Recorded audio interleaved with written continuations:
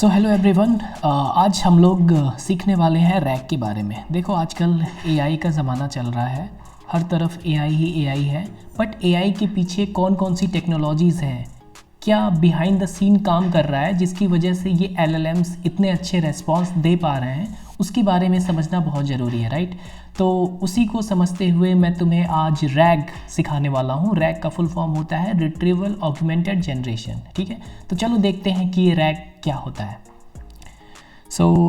अगर हम रैग की बात करें तो रैग का फुल फॉर्म होता है रिट्रीवल ऑगमेंटेड जनरेशन।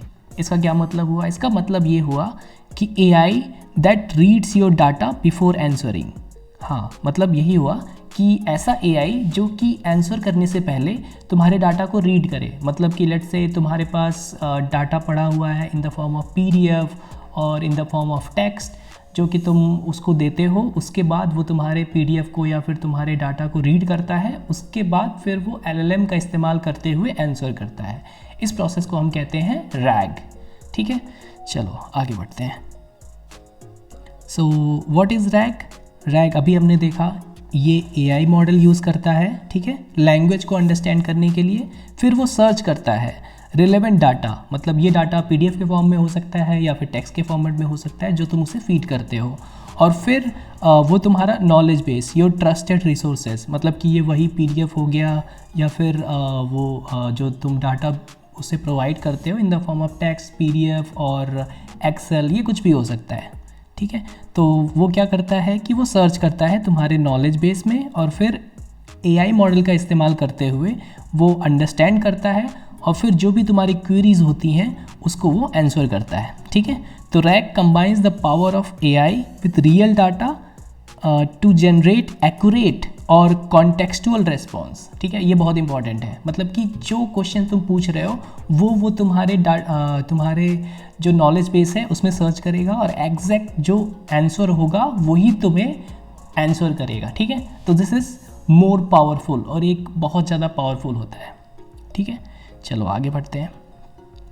तो अगला क्वेश्चन ये आता है कि वाई रैग इज़ नीडेड, ठीक है। रैग की हमें ज़रूरत ही क्या है, ठीक है। हम डायरेक्ट एलएलएम से आंसर नहीं कर सकते क्या? एलएलएम से डायरेक्ट क्वेश्चन पूछें और क्या वो हमें डायरेक्ट आंसर नहीं दे सकता क्या? तो आंसर है कि नहीं, वो हमें डायरेक्ट आंसर नहीं दे सकता। उसमें वो आंसर दे सकता है बट उसमें क्या होगा कि उसमें थोड़ी दिक्कतें होती हैं। वो दिक्कतें क्या होती हैं? अगर हम रैग का इस्तेमाल नहीं करेंगे तो फिर क्या दिक्कतें आएंगी? हमें दिक्कतें आएंगी कि जो एआई मॉडल्स होते हैं वो हेलुसिनेट करने लगेंगे। हेलुसिनेट मतलब क्या होता है कि तुम कोई क्वेश्चन पूछोगे तो वो अपने मन से इमेजिन करके आंसर देने लगेगा। ये बहुत गलत चीज़ है, ठीक है। तुम्हें एग्जैक्ट आंसर नहीं मिलेगा, ठीक है। तो ये एक ड्रॉबैक है। और क्या हो सकता है? और ये हो सकता है कि हेलुसिनेट करने लगेगा और जो तुम्हारा आउटडेटेड ट्रेनिंग डेटा, ठीक है, मतलब कि जो चीज़ें तुम पूछ रहे हो वो उसके पास है ही नहीं। जब उसके पास है ही नहीं तो फिर वो आंसर सही से दे नहीं पाएगा, ठीक है। ये भी दिक्कत आती है अगर हम रैग का इस्तेमाल नहीं करते हैं। और जेनरिक रेस्पॉन्स, तुम कुछ भी पूछोगे तो वो रेस्पॉन्स होगा बहुत जेनरिक रहेगा, मतलब बहुत नॉर्मल आंसर देगा, वो एग्जैक्ट आंसर नहीं देगा। और नो सोर्स वैलिडेशन, कोई सोर्स नहीं होगा उसका कि यार वो आंसर दे रहा है तो क्यों आंसर दे रहा है, ठीक है। फॉर एग्जांपल अगर तुम्हें जानना है, तुम्हारे पास कोई लेट्स से पीडीएफ पड़ी हुई है, ठीक है, तुम्हारी कंपनी की पॉलिसी है या फिर तुम्हारे कोई नॉलेज बेस है, अगर उसके बारे में तुम्हें जानना है तो तुम उससे पूछोगे तो वो गलत आंसर देगा, राइट। क्योंकि उसके पास इसमें से कुछ भी नहीं है, उसके पास रियल डाटा सोर्स नहीं है। तुम किस बारे में बात कर रहे हो उस एआई को पता नहीं है, ठीक है। तो ये सारे ड्रॉबैक्स होते हैं रैग के, ठीक है। अब रैग इन प्रॉब्लम्स को कैसे सॉल्व करता है, अगर इसको देखें तो रैग के पास क्या होता है कि अगर तुम रैग का इस्तेमाल करते हो तो उसके पास ट्रस्टेड आंसर्स होते हैं, रियल और ट्रस्टेड आंसर्स होते हैं अगर तुम रैग का इस्तेमाल करोगे। क्यों? क्योंकि वो पहले तुम्हारे डाटा सोर्स को देखेगा, जो तुम्हारा नॉलेज सोर्स है उसको देखेगा और फिर आंसर करेगा, राइट।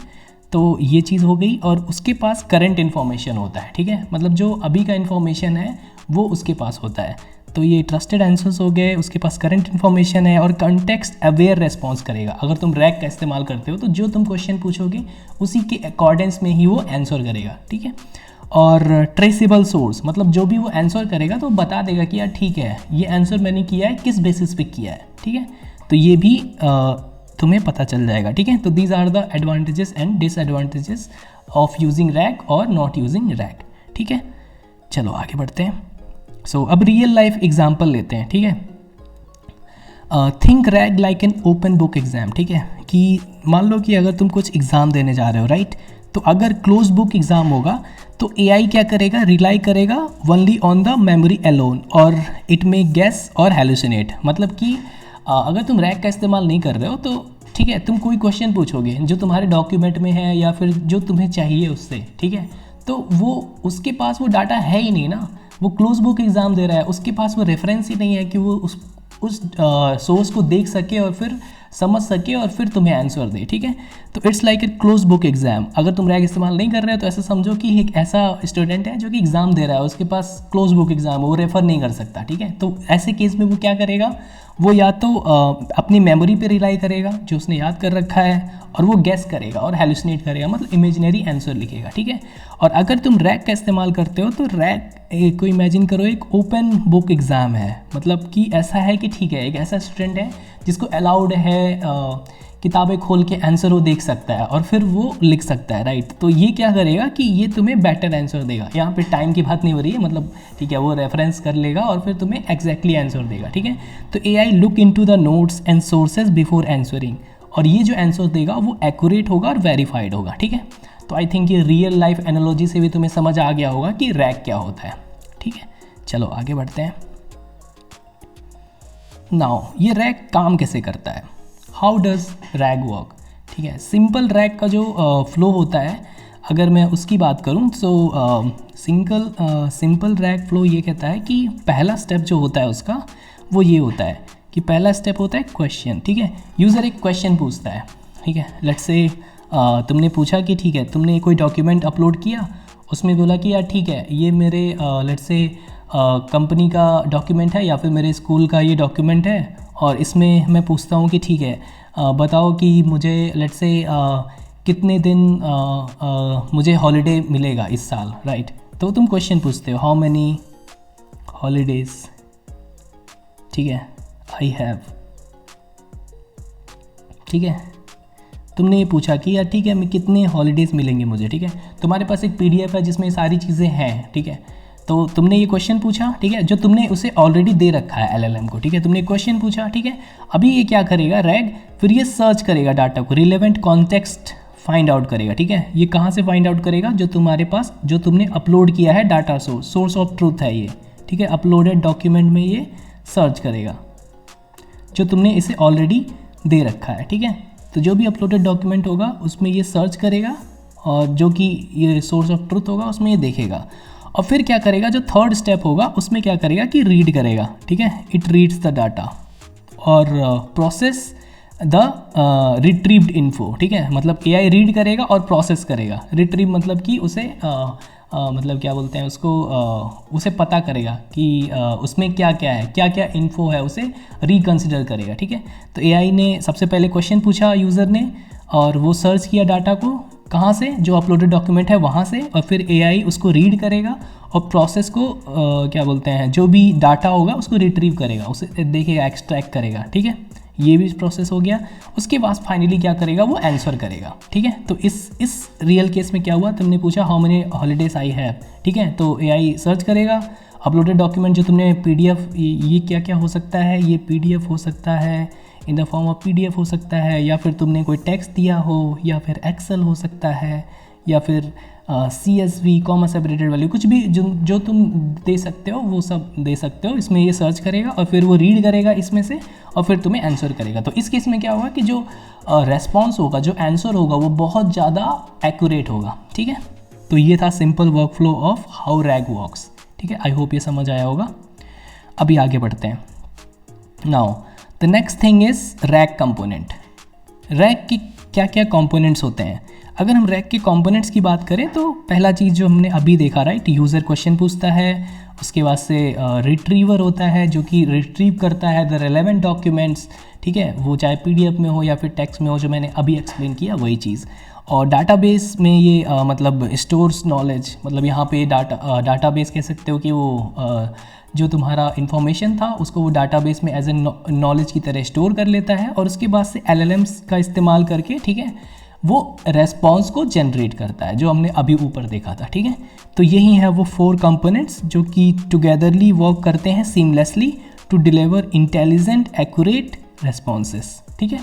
तो आई होप ये क्लियर होगा। Let's move on to the next part, ठीक है। अब पहले बात करते हैं रिट्रीवर की।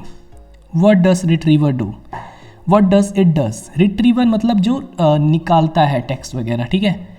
तो what does it do, it searches your knowledge base, मतलब जो तुमने नॉलेज बेस होगा तुम्हारा, नॉलेज बेस जो भी आइदर PDF होगा या फिर फाइल्स होंगी तुम्हारी, या फिर लेट्स से तुम एक्सेल है या फिर जो भी है, जिस फॉर्मेट में भी जो तुमने इसे डाटा दे रखा है वो सर्च करेगा तुम्हारे नॉलेज बेस को, ठीक है। और फिर रैंक करेगा बाय रिलेवेंस, ठीक है। लेट्स से अभी ये रैंकिंग का क्या मतलब हुआ, ठीक है। अब इसको थोड़ा डिटेल में देखते हैं, ठीक है। रैंकिंग, लेट्स से तुमने हॉलीडे पूछा था, राइट।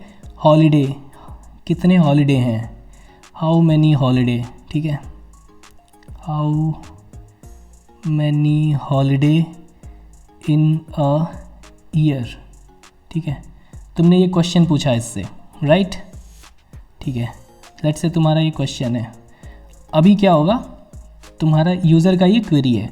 अभी फिर ये क्या करेगा, रिट्रीवर जाएगा, ठीक है, नॉलेज बेस में जाएगा। ये तुम्हारे PDF है, ठीक है। इसमें ये सर्च करेगा, कहीं पे तुमने लिखा होगा ना कि यार ठीक है, तुम्हारे डॉक्यूमेंट में लिखा होगा कि लेट्स से बहुत सारी चीज़ें होंगी, राइट, कि हॉलीडे, ठीक है, let's say holiday per year, कहीं पे टेक्स्ट होगा इसमें, holiday plus per year, let's say 20 लिख देते हैं, ठीक है। यहाँ पे कहीं पे लिखा होगा। और भी बहुत सारे सेंटेंसेस होंगे जहाँ पे हॉलीडे लिखा होगा, लेट्स से हॉलीडे पर वीक, ठीक है, ये भी हो सकता है। हॉलीडे पर वीक कितना होगा, लेट्स से 2 ले लेते हैं, या फिर हॉलीडे पर वीक 1 लिख लेते हैं, लेट्स से जो भी, हॉलीडे पर मंथ लिख लेते हैं, ये थोड़ा सा हो गया, ठीक है। Holiday per month, let's say document में तुम्हारे लिखा हुआ है कि हॉलीडे पर मंथ 1 है और पर ईयर इतना है, ठीक है। और पर ईयर इतना है, लेट्स से इसको 2 कर देते हैं ना, तो थोड़ा ये हो जाएगा। अगर ये 2 हो गया तो ये 24 हो गया, ठीक है, ठीक है। तो 1 साल में तुम्हें मान लो 24 छुट्टी मिल रही हैं, और 1 मंथ में तुम्हें लेट्स से 2 छुट्टियाँ मिल रही हैं। सो ये लिखा हुआ है, ठीक है। तो जब तुमने पूछा कि how many holidays in year I have, तो तुमने जो PDF डाउनलोड इसमें इसको नॉलेज बेस में दिया है, तो उसमें 2 सेंटेंस है, let's say holiday per year और हॉलीडे पर मंथ, ठीक है, ये लिखा हुआ है। फिर ये क्या करेगा, रैंक करेगा, ठीक है। तो इसकी रैंकिंग ये बनाएगा कि ठीक है यार, ये मुझे 2 चीज़ें मिली, इसको ये रैंक करेगा 1 और इसको ये रैंक करेगा, सॉरी इसको ये रैंक करेगा 1 क्योंकि तुमने ईयर पूछा है, राइट, और इसको ये रैंक करेगा 2, राइट। तो रैंकिंग के अकॉर्डिंगली ये इस 1 मिनट, ये थोड़ा सेम ही लग रहा है, इसलिए मैं इसको थोड़ा फिर से लिख लेता हूँ, ठीक है। इसको ये रैंक किया 1, इसको ये रैंक किया 2, ठीक है। यहाँ पे क्या हुई, यहाँ पे इसने रैंकिंग किया क्योंकि उसे पर ईयर मिला और पर मंथ मिला, तो क्वेश्चन क्या था, ईयर का था। तो यहाँ पे इसको रैंक 1 किया, इसको रैंक 2 किया, ठीक है। और इसको मैं लिख भी देता हूँ कि ये है, यहाँ पे रैंकिंग हुई है, ठीक है। इस तरह से इसने ये इंफॉर्मेशन निकाली जो तुम्हारे PDF में पड़ी हुई थी, ठीक है। और इसको रैंक करने के बाद फिर ये क्या करेगा, ये आंसर देगा कि ठीक है यार, इसने देखा रैंकिंग मतलब और भी हो सकता है, लेट्स से पर मंथ, पर वीक हो गया, पर इसमें बहुत सारी चीज़ें रिट्रीव करी, उसमें से रैंक किया, यार ये टॉप पे आ रहा है, ये टॉप रिजल्ट है और आंसर हमें यही चाहिए, राइट। तो आंसर लेट्स से यही चाहिए और ये आ रहा है, तो रैंकिंग के अनुसार जो भी मिला तो आंसर ये दे देगा, ठीक है। फाइनली ये बोलेगा ठीक है यार, मैंने सारी चीज़ें कर ली हैं, now I need to give the answer, तो फिर ये आंसर जनरेट करेगा। सो रैंक कर दिया और रिटर्न्स द टॉप मैच। तो टॉप मैच क्या था, टॉप मैच था कि 24, राइट। तो ये तुम्हें 24 रिटर्न कर देगा एज ए आंसर, ठीक है, समझ आया। तो ये होता है फुल प्रोसेस। एक बार वापस से देख लेते हैं, ठीक है। तुमने क्वेश्चन पूछा how many holidays in year, ठीक है। PDF में मान लो 2 सेंटेंसेस है, holiday per year 24, holiday per month 2, ठीक है। तो फिर ये क्या करेगा, रैंक करेगा कि यार ठीक है, रैंकिंग क्या है, क्वेश्चन पूछेगा कि तुमने ईयरली पूछा है, इन ईयर वाला 24 है, मंथ वाला ये है, तो इसको रैंक 1 कर देगा, इसको रैंक 2 कर देगा, फिर टॉप रैंक इसको निकालेगा, देखेगा, और फिर इसको ये रिजल्ट्स आएंगे, और फिर वो देखेगा यार इसमें से ज़्यादा मैपिंग कौन सा है, तो ये है क्योंकि ईयर वाला है, तो फिर ये आंसर दे देगा फाइनली 24, ठीक है। इसको think it like Google search your private data first and और फिर तुम्हें आंसर दे देता है, मतलब तुम्हारे फाइल को देखता है और फिर उसमें से जो रेलेवेंट आंसर्स आते हैं वो तुम्हें रिटर्न कर देता है। आई होप ये समझ आ गया होगा। चलो आगे बढ़ते हैं। Now the next thing is vector database. Vector database क्या होते हैं? वेक्टर डाटाबेस से पहले अगर हम बात करें नॉर्मल डाटाबेसेस की, ठीक है, तो नॉर्मल डाटाबेसेस क्या होते हैं? तो लेट्स से अगर दो सेंटेंसेस हैं, ठीक है, इससे पहले अगर लेट्स से अगर हम दो सेंटेंसेस की बात करें, तो लेट्स से अगर हमारे पास दो सेंटेंसेस है, पहला सेंटेंस है like I let's say like fruits, ठीक है, नहीं फ्रूट्स थोड़ा ज़्यादा कॉमन हो जाएगा। लेट्स से मैं कुछ और लिखता हूँ, जैसे आई लाइक एप्पल लिख देता हूँ, ठीक है, ये पहला सेंटेंस हो गया, ठीक है। और सेकंड सेंटेंस हो गया let's say my favourite, let's say fruit is Apple,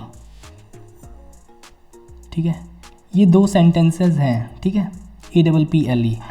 तो अगर तुम नॉर्मल डाटाबेस की बात करते हो, जैसे सीक्वल हो गए, मोंगोडीबी हो गए, और भी जो डाटाबेसेस होते हैं, ठीक है, जितने भी तरह के होते हैं, अगर उनके लिए दो सेंटेंसेस को देखो तो ये बोथ सेंटेंसेस आर डिफरेंट, ठीक है। उन डाटाबेसेस के लिए, नॉर्मल डाटाबेसेस के लिए ये दोनों सेंटेंसेस डिफरेंट हैं, लेकिन वेक्टर डाटाबेस के लिए ये दोनों सेंटेंसेस सेम है, क्योंकि जो वेक्टर डाटाबेस होता है वो क्या करता है, वो रिलाई करता है, इट रिलाइज ऑन मीनिंग, ठीक है।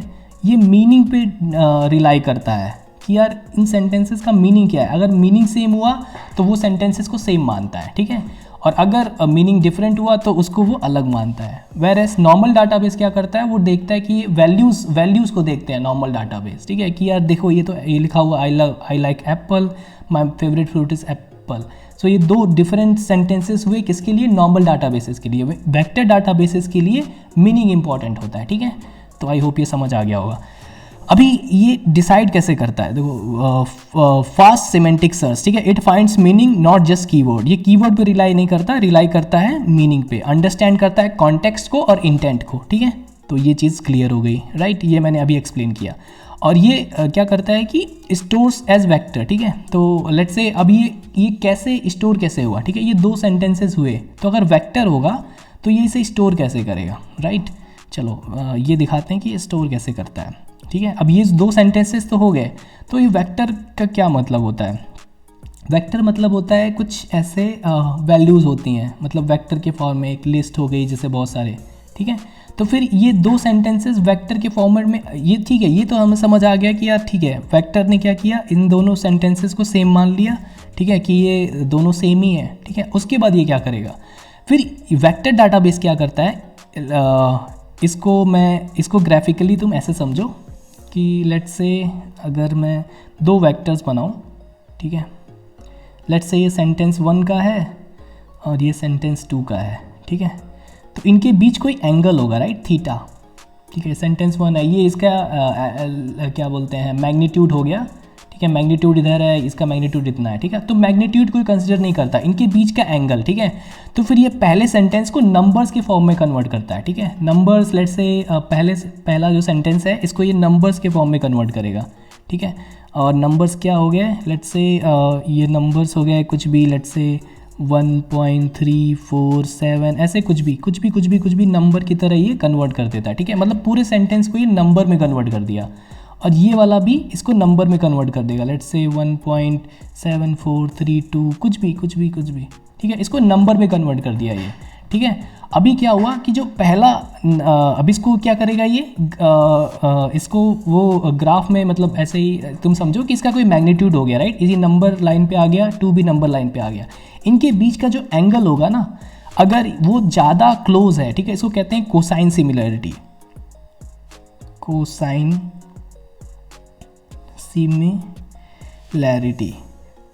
तुमने शायद मैथ्स में पढ़ा होगा कोसाइन सिमिलैरिटी, मैं ज़्यादा डिटेल में नहीं जाऊँगा, बस इतना समझ लो कि ये सेंटेंस हो गया, ये सेंटेंस हो गया, इसको नंबर लाइन पे ड्रॉ करोगे, ठीक है। इनके बीच का कोई एंगल आएगा जो कि अगर बहुत ज़्यादा सिमिलर आया तो उसे वो सिमिलर मानेगा। इसी तरह से ये रिलाइज ऑन मीनिंग करता है, ठीक है, मतलब मीनिंग पे रिलाई करता है और फिर इन दोनों को ये सेम मान लेता है, ठीक है, और सेम मान के फिर वो वेक्टर डाटाबेस में इसे इंसर्ट कर देता है। ठीक है, आई होप ये समझ आ गया होगा। और फिर ये स्टोर करता है एज एन वेक्टर। ठीक है, तो ये भी हमने देख लिया कि ठीक है, हमने इस नंबर को देखा, कोसाइन सिमिलरिटी मिलाई, अगर एंगल थीटा सेम आ गया, इसका लेंथ कितना भी हो डजेंट मैटर, अगर मीनिंग जो है ये एंगल थीटा होता है, अगर सेम आ गया तो उसे वो क्या करेगा, सेम समझ लेगा और उसे सिमिलर डाटाबेस में स्टोर कर लेगा। ठीक है, store is as an vector. ठीक है, तो ये चीज़ हमने देख लिया। और फिर स्केल्स इफिशियंटली, ठीक है, handles millions of document with milliseconds query time. मतलब ये तो चीज़ हो गई, राइट। अब तुम समझ गए होगे, जो तुमने पीडीएफ जो अपलोड किया था उसे भी वो इसी वेक्टर की तरह रिप्रेजेंट करेगा नंबर में, बहुत सारे सेंटेंस को बहुत सारे नंबर में रिप्रेजेंट करेगा। ठीक है, वेक्टर डाटाबेस में स्टोर कर लेगा और फिर उनके बीच का थीटा एंगल देखेगा, कोसाइन सिमिलरिटी बहुत सारे होते हैं, डॉट प्रोडक्ट होता है और भी चीज़ें होती हैं, बट मोस्टली कोसाइन सिमिलरिटी भी एक तरह की चीज़ होती है जिसको हम चेक करते हैं कि वो सिमिलर मीनिंग का है कि नहीं है। ठीक है, तो लेट्स से ये sentence I like apple, my favourite food is apple, so इनके बीच का जो थीटा होगा, ठीक है, वो बहुत कम होगा और इसलिए ये सेम वेक्टर डाटाबेस में आ जाएंगे। ठीक है, और इस वजह से ये वेक्टर डाटाबेस की वजह से ही जो तुम्हारे डॉक्यूमेंट से जितने भी टेक्स्ट होते हैं, राइट, उसको वो नंबर्स में कन्वर्ट कर देता है और फिर वेक्टर डाटाबेस में आ जाता है। ठीक है, आई होप ये क्लियर हो गया होगा। अब आगे बढ़ते हैं। एम्बेडिंग्स क्या होती हैं? एम्बेडिंग्स वही होती हैं like text converted two numbers for real based matching. ठीक है, यही चीज़ है जो मैंने अभी तुम्हें बताया था, राइट। यहाँ पे ऊपर मैंने तुम्हें बताया वेक्टर डाटाबेस। ठीक है, तो ये जो चीज़ हुई, मतलब टेक्स्ट को नंबर में कन्वर्ट करना, इस प्रोसेस को कहते हैं एम्बेडिंग। ठीक है, ये हो गया यहाँ पे एम्बेडिंग प्रोसेस, एम्बेडिंग। ठीक है, एम्बेडिंग प्रोसेस। ठीक है, ये चीज़ हुई यहाँ पे जो मैंने तुम्हें अभी ऊपर एक्सप्लेन किया है। ठीक है, तो ये क्यों करते हैं एम्बेडिंग? क्योंकि text converted to number for meaning based matching. ठीक है, मीनिंग बेस्ड मैचिंग के लिए हम ये करते हैं। ठीक है, ये चीज़ क्लियर हो गई, ये हमने देखा था जैसे AI इज़ पावरफुल। ठीक है, और एम्बेडिंग मॉडल्स, कौन कौन से एम्बेडिंग मॉडल्स होते हैं? एम्बेडिंग मॉडल्स मतलब ऐसे मॉडल्स जो कि इस्तेमाल किए जाते हैं टेक्स्ट को नंबर में कन्वर्ट करने के लिए। बहुत सारे मॉडल्स होते हैं जो कि हम यूज़ करते हैं। ठीक है, तो कोई भी मॉडल तुम यूज़ कर सकते हो, चाहे ओपन AI एम्बेडिंग यूज़ कर सकते हो, जेमिनाई का भी एम्बेडिंग मॉडल है, कोई भी यूज़ कर सकते हो। ठीक है, वो क्या करता है, ट्रांसफॉर्म करता है वेक्टर्स में तुम्हारे टेक्स्ट को इनटू वेक्टर एम्बेडिंग। ठीक है, ये समझ आ गया होगा। और आउटपुट किस तरह का होता है? इस तरह का नंबर होता है जो मैंने अभी ऊपर दिखाया था। ठीक है, और सिमिलर मीनिंग जो होती है उस वेक्टर को वो आपस में कंबाइन कर देता है और सेम वेक्टर मान लेता है। ठीक है, ये भी हमने ऊपर देख लिया। ठीक है, ये सब क्लियर है। अभी आगे बढ़ते हैं। नाउ द LLM का क्या काम होता है? LLM का काम होता है AI model that generate human like answer. ठीक है, तो ये होता है LLM का काम। मतलब कि एक AI मॉडल, मतलब LLM वो होता है कि AI मॉडल होता है जो कि ह्यूमन लाइक रेस्पॉन्सेज जनरेट करता है। ठीक है, एग्जांपल के लिए GPT हो गया, सबने यूज़ किया है, जेमिनाई भी हो गया, वो भी यही काम करता है, गूगल्स का like multi modal AI platform है, और क्लाउडी भी वही काम करता है। और भी LLM मॉडल्स हैं लाइक डीप सीक हो गया, और इसके अलावा परप्लेक्सिटी हो गया, और किमी AI, मतलब बहुत सारे हैं। ठीक है, क्वेन भी है, वो भी LLM है। ठीक है, they are the examples of LLM। ठीक है, तो ये सबको पता है। चलो आगे बढ़ते हैं। तो रैक का आर्किटेक्चर क्या होता है? रैक का आर्किटेक्चर होता है यूज़र इनपुट लेता है, ठीक है, क्वेश्चन एंटर द सिस्टम, ठीक है, जो हमने देखा था, और application layer process and request route request है। ठीक है, तो फिर ये जो प्रोसेस होते हैं वो रिक्वेस्ट, मतलब कि अगला टास्क क्या है वो ट्रिगर हो जाता है, फिर वेक्टर DB में चला जाता है। ठीक है, वेक्टर DB में वही एम्बेडिंग्स हो जाती हैं, राइट, उसको similar type of things, similar type of vectors में चली जाती हैं। उसके बाद से LLM प्रोसेसिंग होता है और फिर फाइनली रेस्पॉन्स डिलीवर कर दिया जाता है। ये होता है एक ओवर हाई लेवल रैक का आर्किटेक्चर। ठीक है, चलो ठीक है, अभी नेक्स्ट पे चलते हैं। सो विदाउट रैक क्या होगा? अगर रैक का इस्तेमाल नहीं करे तो क्या होगा? ये दिक्कत होगी, राइट, लाइक AI गेस करने लगेगा जो कि यूज़फुल नहीं है, और हेलुसिनेट करने लगेगा, राइट। हाँ, मतलब वो खुद से इमेजिनेशन से आंसर देने लगेगा और इन्फॉर्मेशन उसके पास पूरी होती नहीं है अगर हम रैक का इस्तेमाल नहीं करेंगे, राइट। अगर हमने वही क्वेश्चन पूछ लिया कि यार मेरे ऑफिस में या मेरे स्कूल में कितने दिन छुट्टी है ईयरली, तो उसे इसके पास नॉलेज नहीं है, राइट, आउटडेटेड इन्फो है, तो वो गलत आंसर करेगा, राइट। वो बोलेगा कि I don't know, can you please help me. Right. तो इसलिए हमें रैग इस्तेमाल करना पड़ेगा। तो अगर तुम रैग का इस्तेमाल नहीं करोगे तो तुम्हें possible sounding but incorrect information के तौर पे तुम्हें LLM आंसर करेगा। तो ये सारे ड्रॉबैक्स हैं नॉट यूजिंग रैग के, ठीक है। चलो आगे बढ़ते हैं। विथ रैग, ठीक है, अगर रैग का इस्तेमाल करोगे तो क्या क्या फ़ायदे हैं? तो फ़ायदे हैं, तुम्हारा it will reads the real data, ठीक है, रियल डाटा चेक करेगा और एक्यूरेट आंसर देगा तुम्हें, तो you can get the accurate answer.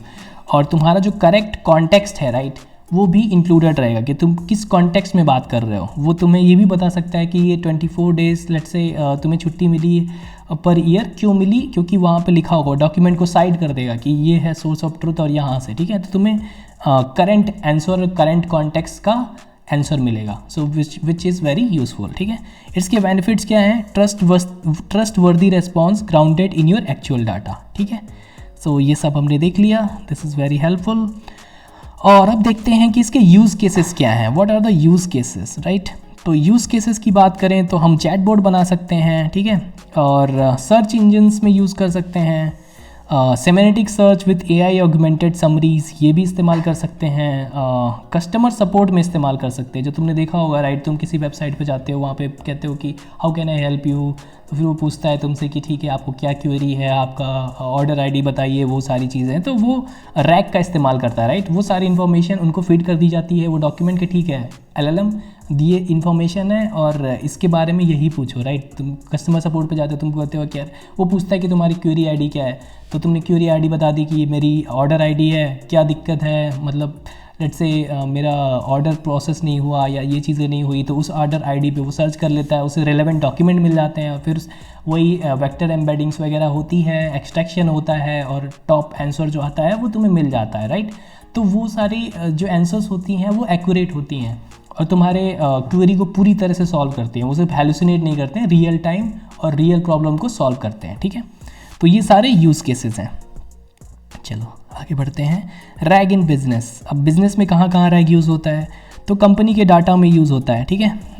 Access the internal knowledge, company का अपना नॉलेज होता है, राइट, ये चीज़ें कर सकते हो, ये पॉलिसीज़ होती है, तो वहाँ यूज़ कर सकते हो।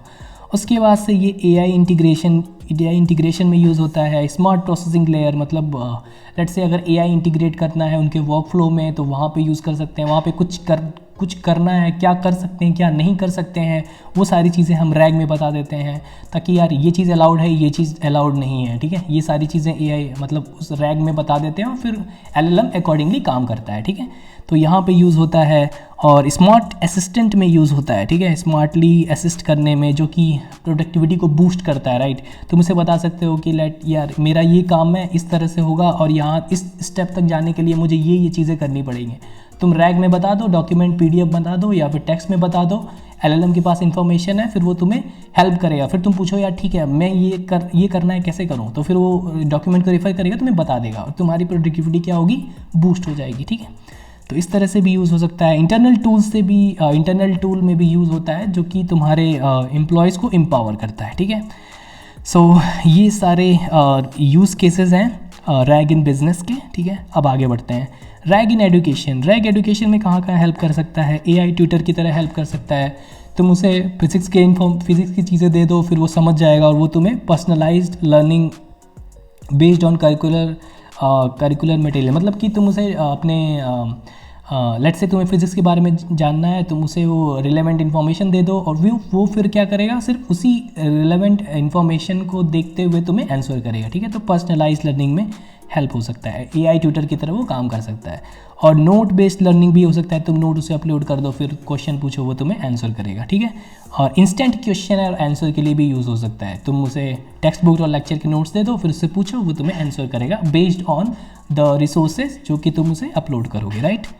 ठीक है, ये चीज़ समझ आ गई। अभी आगे बढ़ते हैं। रैग का टेक स्टैक, अगर हम रैग बिल्ड करते हैं तो उसके लिए क्या क्या टेक स्टैक चाहिए हमें? मतलब बहुत सारे टेक स्टैक हैं, सब में हो जाता है, बट एक टेक स्टैक, मतलब there are multiple ways to build RAG, उसमें से बहुत सारे ऑप्शंस हैं, उसमें से एक ऑप्शन मैं बता रहा हूँ, देयर आर मल्टीपल ऑप्शंस, ठीक है। तो फ्रंट एंड अगर यूज़ कर सकते हो तो नेक्स्ट.js यूज़ कर सकते हो, या रिएक्ट यूज़ कर सकते हो, या फिर मॉडर्न वेब इंटरफेसेस यूज़ कर सकते हो। बैक एंड की बात करें जहाँ से डाटा आता है, तो फ्रंट एंड क्या होता है, जो तुम्हें स्क्रीन पे दिखता है, this is called front end. Back and क्या होता है, जहाँ से जो तुम्हें दिखता नहीं है, राइट, जो सर्वर्स होते हैं, सर्वर का नाम सुना होगा, वो होता है back and. Back and Node.js, Python, API और Orchestrate, ये सारी चीज़ें यूज़ कर सकते हो, ठीक है। तो ये टेक स्टैक होते हैं। क्या सिर्फ यही टेक स्टैक होते हैं? नहीं, और भी टेक स्टैक्स हो सकते हैं, जैसे HTML में भी यूज़ कर सकते हो, और Vue.js यूज़ कर सकते हो, और भी चीज़ें होती हैं, जैसे Angular भी हो गया फ्रंट एंड में, वो भी चीज़ें यूज़ कर सकते हो। बैक एंड में यहाँ पे अभी मैंने सिर्फ Node.js, पाइथन लिखा है, और भी सर्विसेज हैं लाइक Ruby on Rails, उस पर भी लिख सकते हो। PHP हो गया, Laravel हो गया, वहाँ पे भी यूज़ हो सकता है।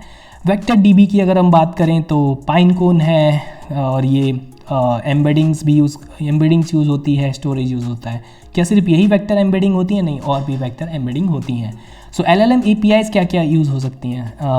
OpenAI, Anthropic, और भी लाइक गुरु का भी API यूज़ कर सकते हो। So there are multiple thing, कोई भी LLM, कोई भी API यूज़ कर सकते हो। सो ये एक रैग टेक स्टैक है। सिर्फ यही टेक स्टैक है? नहीं, इसके अलावा भी हैं, बट मैंने तो बहुत सारे चीज़ों में से मैंने सिर्फ कुछ के नाम दिए हैं, there are more others as well, ठीक है।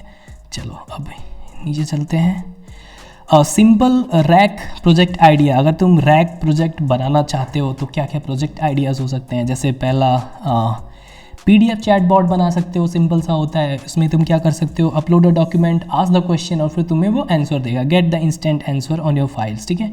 सो ये हो सकता है पहला project.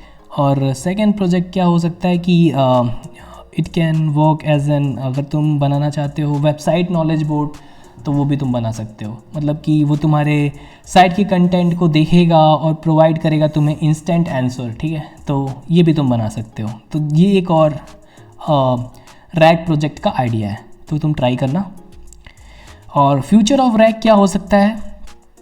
So future of rack की अगर हम बात करें तो स्मार्ट AI सिस्टम हो सकता है, जो कि मल्टी सोर्स से नॉलेज ले और इंटीग्रेट करे अक्रॉस मल्टीपल प्लेटफॉर्म, ठीक है। सो एक ऐसा AI सिस्टम जो कि मल्टीपल सोर्स से नॉलेज इकट्ठा करे और तुम्हें आंसर दे।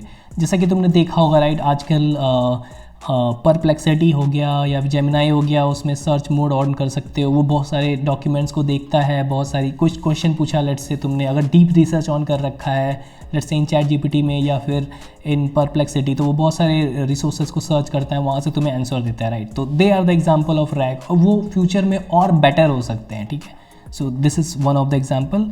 और इंटरप्राइजेस AI में भी यूज़ हो सकता है for like company wide intelligence assistant with complete organisation context. So ऐसा कंपनी वाइज क्या कर सकते हैं कंपनी वाले, वो एक ऐसा इंटेलिजेंट असिस्टेंट बना सकते हैं जिसके पास कंपनी की सारी इन्फॉर्मेशन हो, और फिर वो असिस्ट करे, ठीक है, कि ये चीज़ करनी चाहिए या ये चीज़ नहीं करनी चाहिए, राइट। तो कंपनी के एम्प्लॉयज़ को हेल्पफुल होगा कि यार ये चीज़ कर सकते हैं, ये चीज़ नहीं कर सकते हैं, ये चीज़ कंपनी के लिए यूज़फुल है, ये चीज़ नहीं है, और चीज़ों को और ज़्यादा ईजी बना दे, ठीक है। तो कंपनी के लेवल पे इस तरह से चीज़ें हो सकती हैं।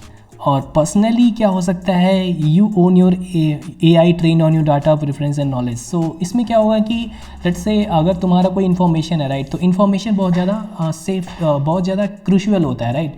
सो you want your data to be with you, not with others, right. तो पर्सनल AI, तुम्हारा डाटा तुम्हारे पास ही रहेगा। तुम LLM को कोई इन्फॉर्मेशन नहीं दोगे, LLM सिर्फ रेफरेंस की तरह पे तुम्हारा देखेगा, लेकिन वो उससे अपना डाटा ट्रेन नहीं कर पाएगा, वो सिर्फ देखेगा और फिर आंसर करेगा, ठीक है। तो इससे क्या होगा कि जो तुम्हारा डाटा रहेगा वो तुम्हारे पास ही रहेगा और LLMs के पास नहीं जाएगा, ठीक है। तो ये हो गया फ्यूचर ऑफ रैग। सो हाँ, अब रैग को अगर देख लेते हैं, तो रैग को अगर ओवरऑल समझें तो रैग इक्वल टू फ्यूचर का AI ब्रेन, ठीक है। RAG is equal to the future of AI brain. हाँ, इसको तुम इस तरह से समझ सकते हो। रैग क्या है? रैग स्मार्ट है, एक्यूरेट है और पावरफुल है, ठीक है। और ये इंटेलिजेंट भी है, और ये रिलायबल भी है, तुम इस पर रिलाई कर सकते हो। ये ट्रांसफॉर्मेटिव है, ठीक है, और मतलब ये ट्रांसफॉर्म कर सकते हैं मल्टीपल चीज़ों को, ठीक है। The future of AI isn't about models, it's about giving the access to the right knowledge at right time, ठीक है। तो इसका क्या मतलब हुआ? इसका मतलब ये हुआ कि फ्यूचर इस बारे में नहीं है, मॉडल्स के बारे में नहीं है कि तुम बहुत अच्छा मॉडल ट्रेन कर दिए, बहुत अच्छा ऐसा मॉडल ट्रेन कर दिए, सारी चीज़ें बता रहा है। It's not about that. मतलब future is about giving right knowledge, ठीक है, मतलब कि तुम राइट नॉलेज और राइट टाइम पे दोगे अगर एलएलएम को, तो फिर तुम्हें ग्रेट आंसर्स मिलेंगे, ठीक है। So this is what future is about, ठीक है। So with this I conclude this session. So I hope तुम्हें रैक के बारे में बिल्कुल डिटेल में समझ में आ गया होगा, और इस वीडियो को देखने के बाद तुम जब भी रैक का नाम सुनोगे तो तुम्हें बिल्कुल समझ आ जाएगा कि ठीक है कि रैक होता क्या है, ठीक है।